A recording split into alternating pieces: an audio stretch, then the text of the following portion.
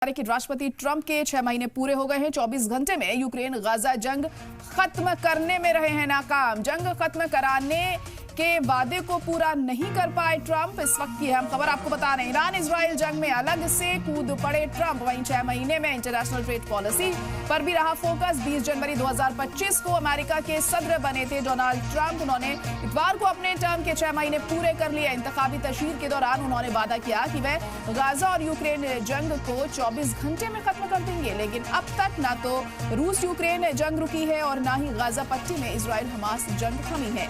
Ukraine में अब भी लड़ाई जारी है, जबकि गाजा में अभी तक 58,000 से ज्यादा लोग मारे जा चुके हैं।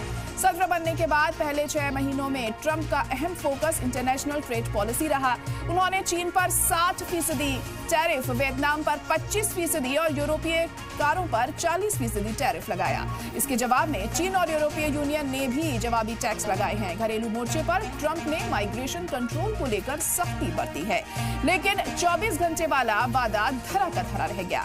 बल्कि उल्टा ट्रंप ईरान इजराइल जंग में कूदते नजर आए। जहां वो इंतखाबी तशहीर में जंग के खात्मे पर बात कर रहे थे, वहीं वो जंग में भड़काने का काम करते हुए नजर आए। इस बात से साफ हो गया है कि इंतखाबी तशहीर में बातें करना और अमली तौर पर काम करने में फर्क तो है।